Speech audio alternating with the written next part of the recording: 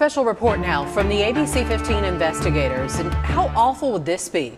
You're out in Scottsdale for dinner or drinks and some random person does this. Then you come back to your car to find the window smashed and you have no idea why. Now imagine you flag down a police officer for help and you end up getting handcuffed and arrested for a hit and run you didn't commit. That's exactly what happened to an innocent Valley woman. She was stripped naked, had blood forcibly drawn, and her mugshot splashed all over the internet. Tonight, she shares her story with ABC 15 investigator Dave Biscabing. It raises serious concerns about officers who refuse to listen and take a few extra minutes to learn the truth. For the moment where it was like, oh my God, I've lost control. It's over. Yes, exactly when he told me to put my hands behind my back, and I did, and that's when everything went black. And that's because for the past 45 minutes, nothing Yessenia Garcia said or did mattered. She was repeatedly called a liar and falsely accused by Scottsdale police.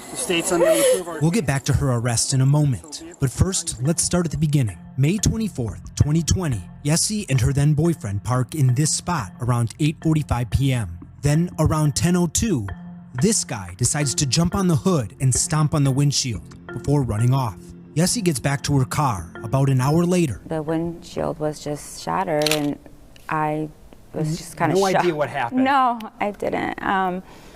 Yeah, I was kind of shocked, and at that time there was some police officers on their bicycles not too far from there, and we got them. Is this your car, you said? Now here's what the couple didn't know. A half hour earlier, police were called to a hit-and-run pedestrian crash. And here's a map. This is where Yessie's car was parked. This was the hit-and-run. They're 0.3 miles apart. So when police saw the smashed windshield, case closed. And as you're about to see, nothing was going to change their mind. I know that you're talking about. This is the first thing a supervisor, Sergeant Brian Steele, tells Yessie. Your car was just involved in a hit-and-run collision where a pedestrian was hit.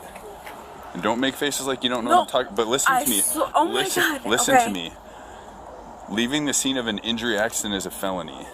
This isn't my first day. I know that you were driving and you were worried about it because you're drinking.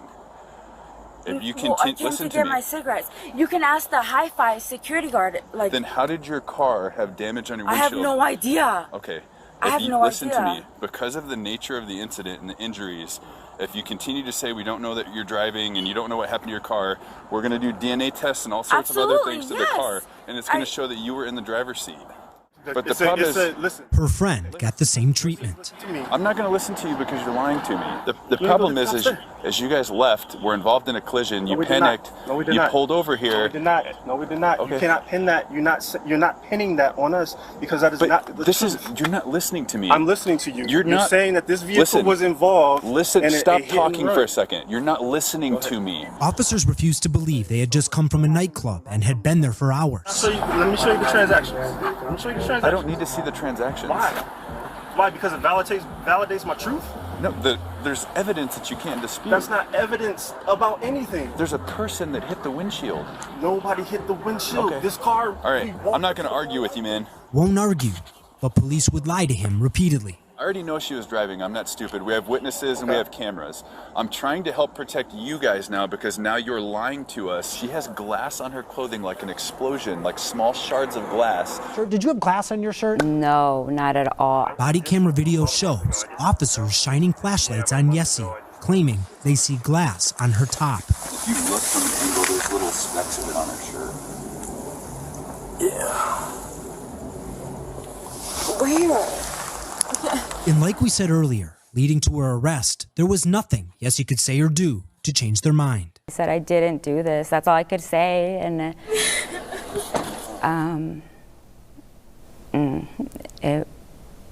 yeah, I just wanted them to believe me. She was taken to the station, and because they claimed glass was on her clothes, Yessie says she had to strip naked. Pretty embarrassing and just humiliating. Was that before or after they took your blood? That was the first thing. And then they walked me out, they sat me down in this chair. She asked to see the warrant first, but Officer Ben Roberson refused. Okay, can I see that?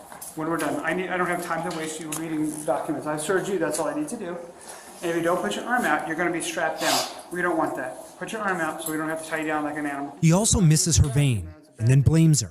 See, you made me miss by moving. Here's what else police missed or ignored. This video, obvious, indisputable proof that Yessie is innocent. Officers had this surveillance video before she was handcuffed or brought to the station. An officer went to a nearby building, spoke to a security guard, had him pull up the footage. The call came out at 10:48, so if we go back to like 10:40. In the police report, Officer Nicholas Fay wrote, video review was inconclusive to show if the vehicle had left and come back or remained there the entire time, based on the constant pan of the camera. But that's not true.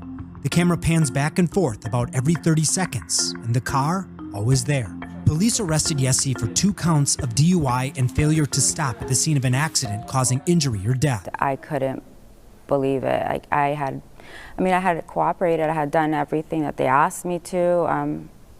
I guess the fact that they just wouldn't check the cameras. Several days after her arrest, Yessie hired a defense attorney who tracked down his own copy of the video and sent police a timestamped version. That's when Scottsdale dropped the charges. But the damage was done because the morning after her arrest, her mugshot already on the news and all over the internet, even the New York Daily News. Yessie filed a lawsuit in late May, but she's dropping the suit. Attorneys tell her because of qualified immunity, it will be too difficult to hold the officers accountable. Why are we sitting down here? Why is this a story you're willing to tell? To clear my name. Clear my name, and even for, don't believe everything. I know everyone says that, but really you have no idea what that person in that mugshot really just went through. If you didn't park in a spot with a surveillance video, I don't think that you're sitting here in front of me. No. I think there's a good chance you're in prison right now. Right. That's why, despite everything that happened, Yessie still considers herself lucky. My heart goes out to all those people that aren't able to be as lucky as I am. That's a hard thought. I'm investigator Dave Biscobing, ABC 15, Arizona. When we reached out to Scottsdale for comment, a spokesperson told us the case was dropped only because the hit-and-run victim declined to prosecute, not because Garcia was actually innocent. To the department's credit, when we later sent video of the windshield stop, the spokesperson followed up with the following statement. Thank you for bringing that portion of the video to our attention. This video does bring up questions that need to be answered. This incident occurred 14 months ago. However, our new chief, Jeff Walter, takes these matters very seriously and has asked for a formal internal affairs investigation to fully review the incident.